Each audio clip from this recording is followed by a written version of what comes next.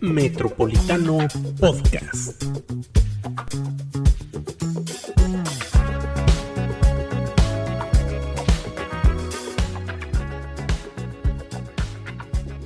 Bienvenidos amigos, de regreso ya a Metropolitano Podcast después de unas semanitas de pausa, la feria, unas cervecitas, unos conciertitos y mucha diversión, mucho trabajo también que estuvimos haciendo allá en la feria, pero ya estamos de regreso y nos acompaña María Miranda Franco. Hola, bienvenidos de nuevo. Y tenemos invitadas hoy. De veras que cada vez que nos visitas hay un tema ahí que tenemos que tocar casi obligatoriamente. Bienvenido, Quique Galo, secretario del Ayuntamiento. Muchas gracias, amigo. Muchas gracias aquí por permitirme estar otra vez en el podcast para platicar sobre los asuntos. Ahorita decías, ya se terminó la feria. Bendito sea nuestro Señor que ya se acabó la Feria Nacional de San Marcos. Creo que ya habrá momentos y días para poder hacer un buen análisis de todo lo que pasó. Pero de verdad que lo único que puedo decir es que muy agradecido con todas las autoridades, con todos los niveles de gobierno. Creo que en términos generales hay buenas expectativas sobre saldo esta feria blanco, ¿no? De entrada, saldo blanco.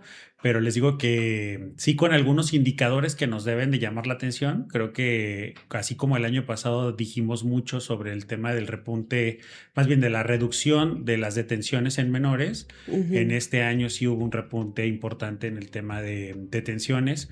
Creo que en mucho ha pegado principalmente un tema de la mejor respuesta por parte de la policía y de la estrategia de seguridad. Sin embargo, pues son de los temas que se tienen que plantear porque al final yo les digo que la Feria Nacional de San Marcos cerramos cortina.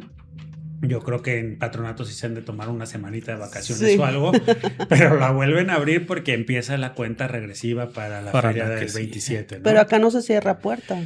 Pues la verdad es que se vuelve un asunto de un desafío permanente porque la ciudad no descansa y adicionalmente hay que concentrar un esfuerzo importante de gente en la feria que permite justamente pues tener la posibilidad de disuadir cualquier área de riesgo, de cualquier situación de emergencia que se pudiera dar.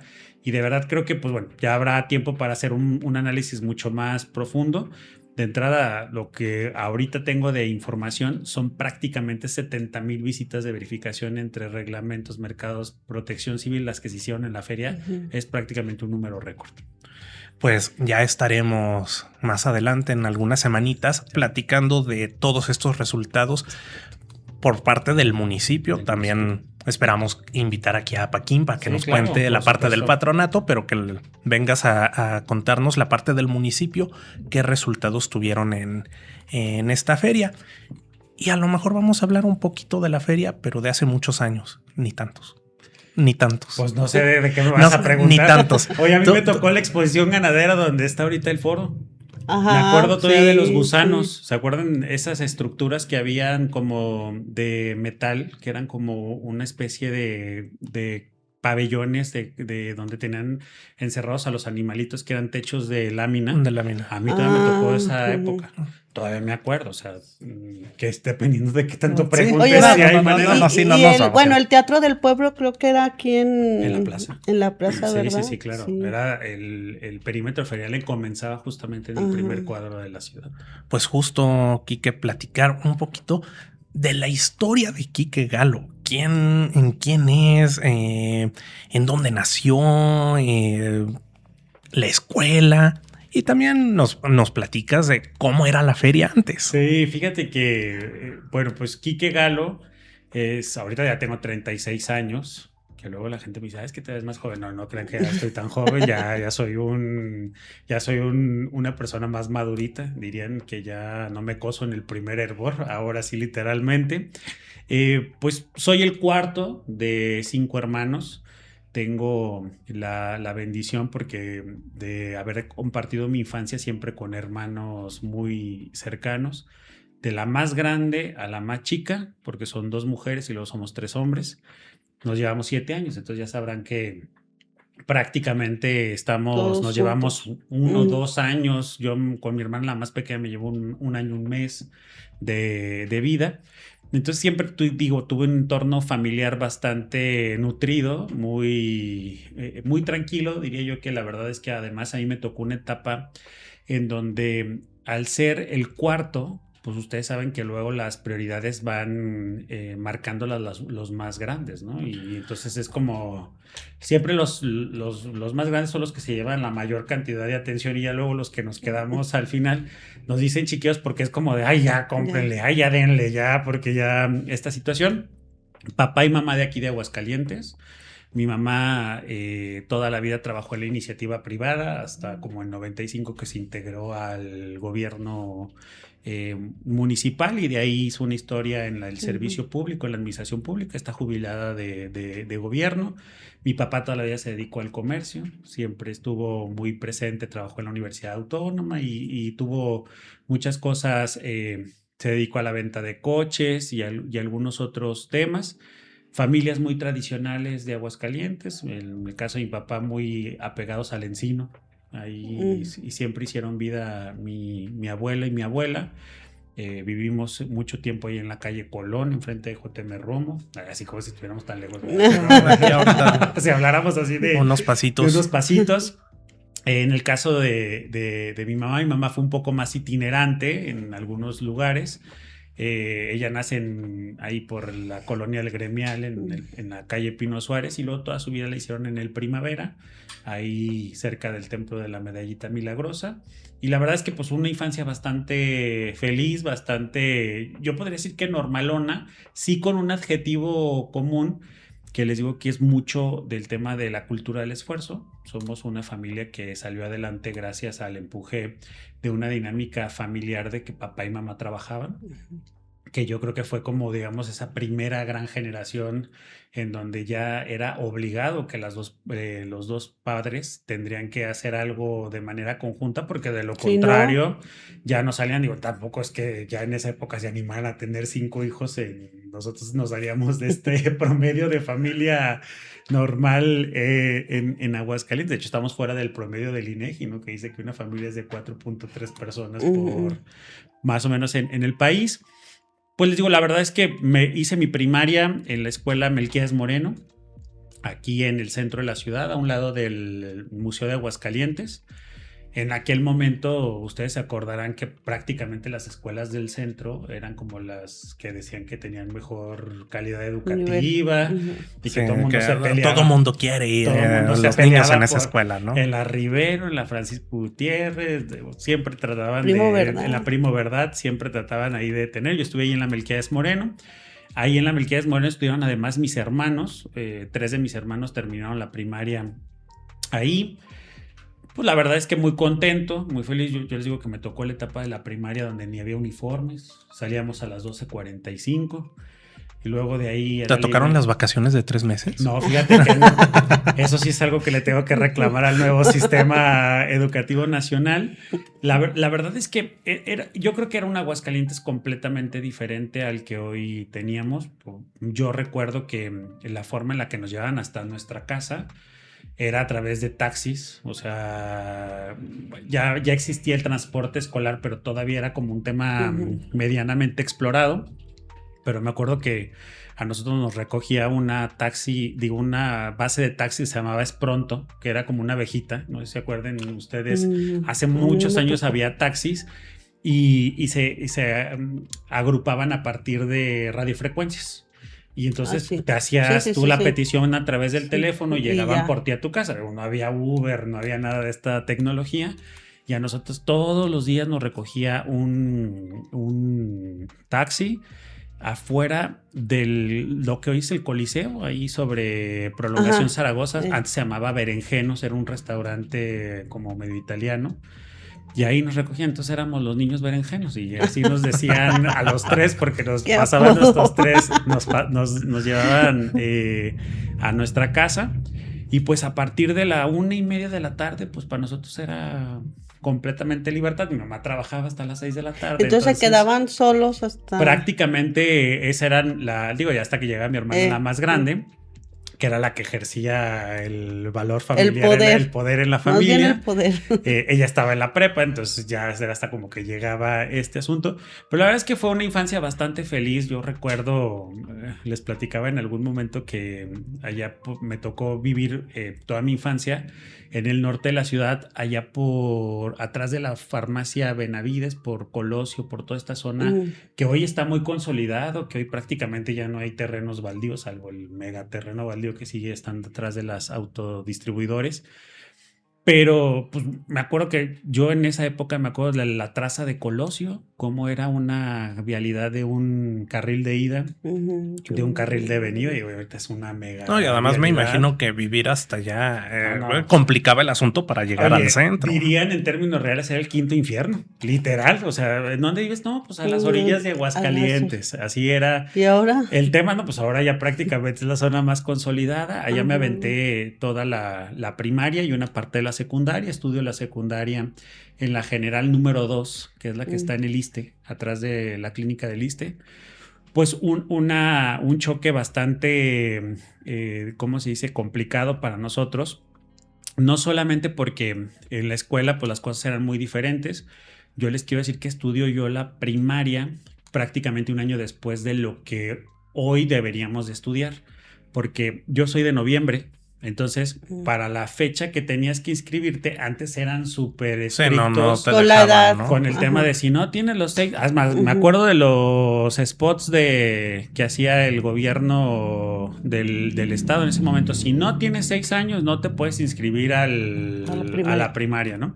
Entonces yo tenía 5 años y fracción, 5 años 9 meses, no me dejan inscribirme, repito en el kinder, entonces yo entro a la escuela prácticamente de 7 años. Entonces dice mi mamá, ahí sí hay que preguntarle a ella, que ese año prácticamente de diferencia respecto a los compañeros de clase siempre me hizo como el niño más responsable. La verdad es que nunca fui un niño conflictivo ni problemático, al contrario, era bastante introvertido, de pocos amigos, con una situación muy dedicada. Eso sí, nada más nunca hacía tareas. Eso sí, les puedo decir que si hubo algo que le pueden reclamar a mi mamá es que somos del equipo, Nunca hicimos tareas. Me aviento a la secundaria y les digo que el choque fue porque pues de entrada era un contexto social alrededor de la secundaria muy diferente al que me había tocado vivir en la primaria. Acá en la secundaria había una situación más de barrio, más rodeados de la colonia Miravalle, de la Altavista, del propio San Cayetano. Pues era algo completamente diferente para mí, que yo salía de la escuela y pues era agarren el taxi y váyanse, ¿no? Mi mamá trabajaba ahí en Primer Anillo. Entonces pues siempre era el escuchar este tema de ¿y de qué banda eres? Y esto. Entonces, era un desafío bastante interesante. Ahí en esa escuela yo creo que debe haber una placa conmemorativa porque ahí nos aventamos la secundaria todos. Mis 5 hermanos terminamos la secundaria ahí en la General número 2. Entro a estudiar la prepa. Yo tenía ganas de hacerla en el Bachúa porque ya traía así como la idea de... Antes ya ven que decían que no, es que si entras al Bachúa ya prácticamente tienes tu lugar garantizado en la UA. Pero no, fíjense, tuve la oportunidad de aventarme la prepa en el Cebetis 39. Ahí tengo la posibilidad de echarme la preparatoria. Una preparatoria que además ya en mi casa tenía una lógica un poquito más pragmática de, oigan, estudien algo que además les permita mañana o pasado pues que ya tengan herramientas para trabajar. Se acordarán que los Cebetis te dan aparte la preparación técnica de una carrera de esa especialidad. Estudio administración, salgo del Cebetis. Ahí es cuando empiezo formalmente mi vida laboral, porque les digo que cuando fundaron Altaria empecé a trabajar en Zara, en la tienda de Zara. Fui de los que me tocó doblar suétercitos para inaugurar la tienda. Decido estudiar ciencia política en la Universidad Autónoma. Tengo un tío que es politólogo de formación, entonces me llamaba mucho la atención lo que era esta carrera, sin tener realmente un contexto de qué era lo que estudiaba la carrera. En ese momento, siempre lo he dicho, yo pensé que me iban a dar discurso 1 y discurso 2 y cómo pararse en el atril 4 y pues la realidad es que la ciencia política es el estudio del poder en términos reales, ¿no? Y Y ha habido millones de autores que se dedican a tratar de describirlo, cómo conservarlo, cómo acrecentarlo. Y pues es la parte que nos tocó. A nosotros me he hecho Cómo sacar carteles 1. Cómo sacar carteles 1, 4, 6, 8. Y tengo la fortuna de terminar la carrera de ciencia política. Entro a trabajar al servicio público en el 2012. Yo concluí la carrera en el 13. En el 2012 me invita Tere, cuando fue la primera vez diputada federal. Trabajaba con ella en la Cámara de Diputados. Tengo la fortuna de integrarme con ella y a su grupo de asesores de la Comisión de Fortalecimiento del Federalismo en aquella legislatura. 2013, se acordarán, hubo un proceso electoral bastante competido aquí, que fue cuando el PAN regresa a la presidencia municipal de la mano de Toño Martín del Campo. Y 6 meses después de que gana Toño, me invita a integrarme como jefe de departamento ahí a Planeación Municipal. Y de ahí, pues para adelante he tenido una situación. Aproveché la coyuntura de andar de energético en la universidad. Saco la carrera y prácticamente al año me inscribo a la maestría. Tengo una maestría en Gobierno y Administración Pública también aquí por la Universidad Cuauhtémoc de Aguascalientes. Y pues bueno, de ahí ya se cuenta la historia, ahora sí pública, de Quique Galo, ¿no? Oye, Quique, recordando todos estos temas, pues siempre ha sido una persona que te puede decir, ok, los vecinos te ubican, porque además eso tiene Aguascalientes. Yo que vengo de la Ciudad de México, digo, vivíamos en una unidad habitacional con otros 1000 departamentos y de pronto era así de, pues a lo mejor ya ni sé del último edificio quién vive ahí, pero en Aguascalientes siempre se ha mantenido mucho de todo el mundo se conoce, sí, ¿no? Por lo menos se ubican o se acuerdan de, creo que sí, es el primo o es el hermano. Hay una teoría muy interesante de eso en Aguascalientes, hay que confirmarla, o si quieren fuera de la cámara, pero dicen que 2 personas y resultas familiar o conocido. Literal, o sea, tú hablas de una persona y esa persona de alguien más y ya te vincularon afectivamente o sanguíneamente con alguien. Es impresionante, pues. Sí, porque sí llega a pasar. Esto me imagino que además ha contribuido para ya la parte pública de Quique Galo, pues siempre estar cerca de la gente que ya te conoce, ¿no? Además, porque o te encuentras a los de la primaria, sí, claro, o a los vecinos, y el formarte aquí en Aguascalientes, pues es lo que te ayuda. Fíjate que yo creo que si hoy hiciera un ejercicio sobre todas las personas que conocí en la primaria, desde el kinder, pues, porque ya en el kinder tienes un grado de conciencia. Recuerdo mi primer recuerdo de niño ya tiene que ver con el kinder como tal. La primaria, la secundaria, la prepa, la universidad, el posgrado, pues de entrada ya tienes un número bastante interesante de personas que te conocen sobre una convivencia diaria y obligada, porque yo les digo, pues no era tanto que quisiéramos vernos, era porque teníamos que estarnos viendo, que además al paso de los años se van volviendo como personas importantes en tu vida. Yo nunca me imaginé que, por ejemplo, mis amigos de la prepa hasta la fecha me acompañaran algunos en el servicio público, ¿no? Y a veces eso era extraño porque dirías, más bien los de la universidad que estudiaron algo afín a ti serían como los que deberían de, pues a mí me pasó a la inversa. La verdad es que conservo bastantes amistades de aquellos tiempos y que hoy, ya cuando digamos uno es un poquito más visible o eso, pues te sale el amigo que pues tenías, no sé, 20 años que no lo frecuentabas o que no lo conocías, o te toca que a lo mejor ya tiene una empresa y que es proveedor de alguna dependencia gubernamental. Entonces la verdad es que es algo muy bonito.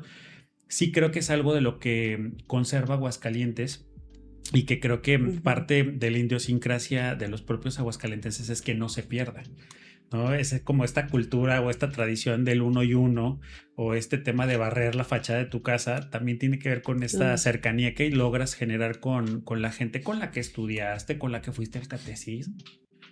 Digo, el catecismo era otra escuela. También.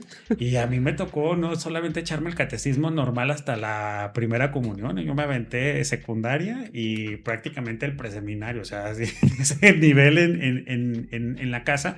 porque también parte importante de la formación que tuve en la vida tuvo que ver mucho con el tema de los grupos parroquiales, pastorales, el tema religioso. Mi familia tiene un profundo núcleo religioso y eso también pues te va formando como persona. Y te digo, si ya los vas juntando, este universo más este universo más este universo, ya andamos ganando una elección sin duda. Oye, Quique, y en abril cumples ya un año en el ayuntamiento. Sí. ¿Qué es lo que te ha dejado en este año? ¿Qué planes tienes para...? Fíjate que muy contento porque yo tenía otra expectativa de la secretaría del ayuntamiento. Debo decirles que si algo tengo por lo general cuando asumo un nuevo encargo, siempre es no prejuzgarlo, o más bien probablemente sea el no documentarme de qué era lo que hacían los de antes. Porque creo que uno ya llega predispuesto, uno llega ya con algún tipo de sesgo respecto a no me gustó que hizo esto, no me gustó. Entonces yo dejo primeramente que fluyamos. Me toca el año pasado entrar justamente con la feria. O sea, a mí me toman protesta el día martes de esa semana y el viernes arrancó, ¿no? Entonces, para mí era muy desconocido todo este tema previo a la feria, ya no la operación de la feria. La operación ya me había tocado vivirla el año pasado, sabía medianamente lo que implicaba el tema de estar permanentemente en la mesa de seguridad, entender que el tema de las revisiones era un asunto periódico, el comprender cómo se realizaban, ya lo conocía. Pero este tema de la parte, digamos, tras bambalina de la organización era algo que no conocía, que bárbaros y mis respetos para eso. Pero fíjate que me gustó mucho porque he asumido la responsabilidad de decir, bueno, somos los que podemos ayudarle a la gente a resolver sus necesidades más profundas. De primera mano. De primera mano. Y en muchas ocasiones, no sé si ya lo había comentado aquí, pero el tener el gusto de atender hasta cuestiones de emergencia, que para mí pueden ser muy inmensas, o sea, que yo podría decir, ay, por favor, eso es una emergencia, ¿no? O sea, una emergencia es un incendio. Pero imagínense una persona de 65 años con una condición de salud menos privilegiada que a lo mejor la que tenemos nosotros, con un topo en su casa. Pues es una emergencia para ellos. Probablemente. Sí, a mí me parece un topo en mi casa, también es una emergencia. No, si a él le aparece una araña en la casa, es una super emergencia. Sí le echo un grito a Gabino. Oye, justamente ese es el tema, ¿no? Que yo les planteaba que uno puede, a lo mejor en su escala de valores, ponderar una emergencia de manera muy diferente. Pero me queda muy claro que lo que hoy a nosotros nos toca resolver justo es eso, es la proximidad, es la cercanía, es el tema de decir, oye, es empático con la problemática, oye, tengo una semana con este tema, oye, no me han llegado con este asunto, oye, pero es que se me pasó un día para pagar el predial y ahora ya me cobraron el doble. Creo que es una situación bastante compleja para efectos generales, pero que me ha permitido saber administrar. Para mí no era ajeno el tema de la gobernabilidad, creo que ya en algún momento me había tocado estar en el encargo de la subsecretaría y eso también ya me había fogueado, creo que en hacerle frente a temas de problemática social, pero en el Estado se observan temas mucho más lejanos que le preocupan específicamente a ciertos sectores y acá por el contrario son como las generalidades, lo que es... Me ha dado mucho gusto tener la posibilidad de enfrentarme a esta situación, de poderlo hacer creo que de una manera bastante eficiente. El ciudadano tendrá la posibilidad de calificarnos a cada uno de nosotros de cuál ha sido el resultado y el funcionamiento, pero de verdad que muy agradecido por esa oportunidad y convencido de que pues, las cosas no paran aquí, ¿no? ¿En dónde paran? No, bueno, a ver...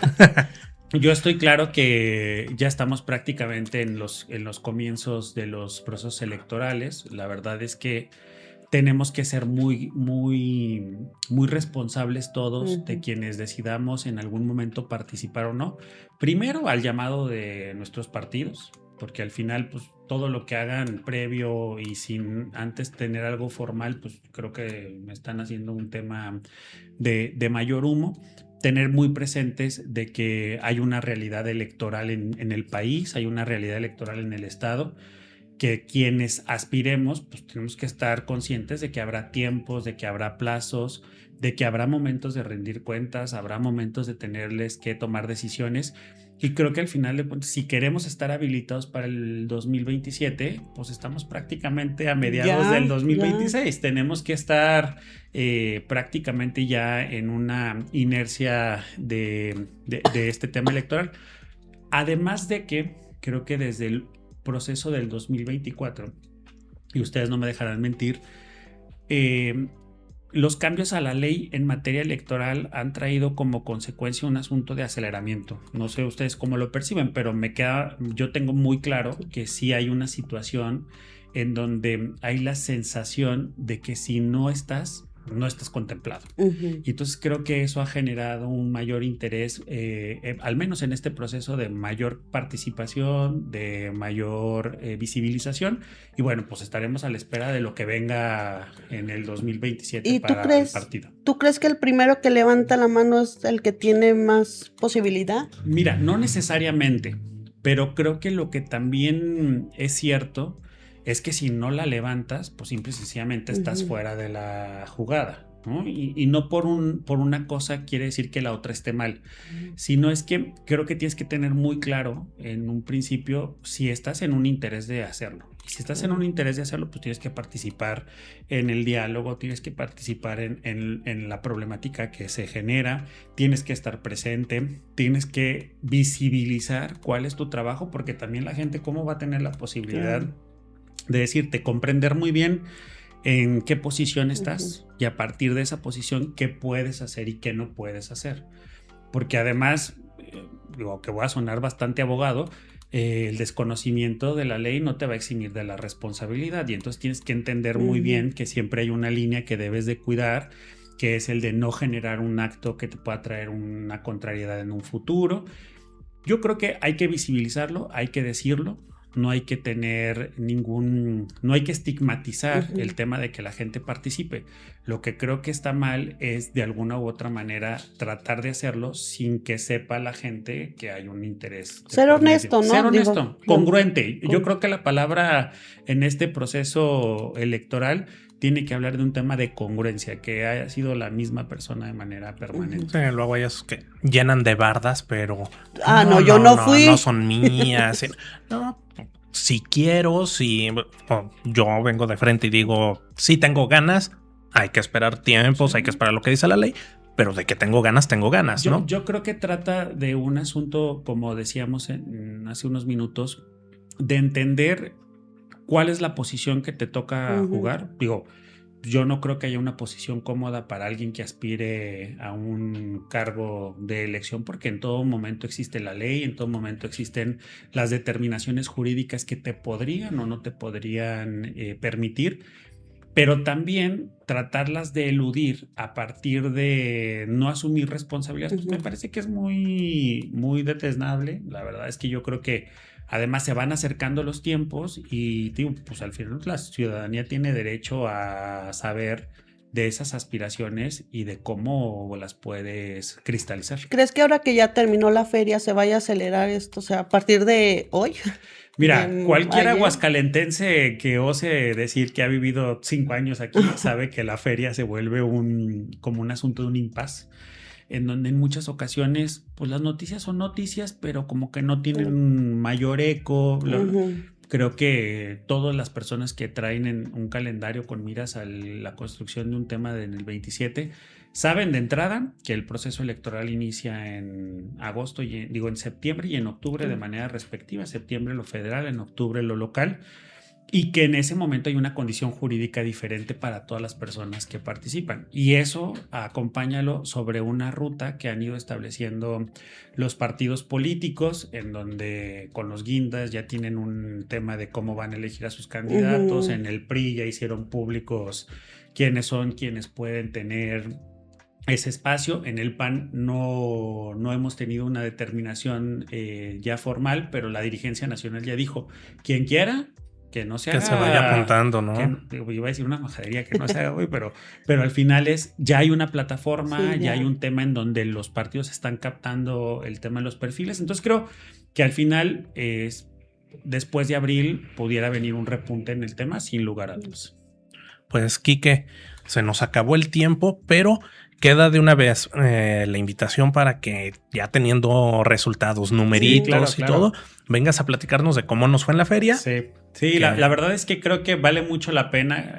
Luego creo que se generan como muchas historias alrededor de la Feria Nacional de San Marcos. Es una fiesta que es de la gente, es una fiesta que no debemos de olvidar que quienes la hacemos somos nosotros mismos, es una tradición, que vive en Aguascalientes.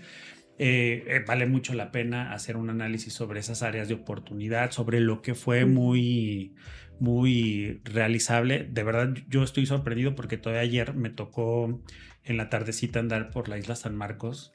Qué cosa la isla San Marcos, o sea, de verdad la afluencia de gente ha cambiado y creo que es parte de ir entendiendo un poquito lo que la gente quiere para la feria en el 2027. Quique, muchísimas gracias por acompañarnos. Muchas gracias, María. Y por supuesto, muchas gracias, amigos de Metropolitano. Metropolitano Podcast.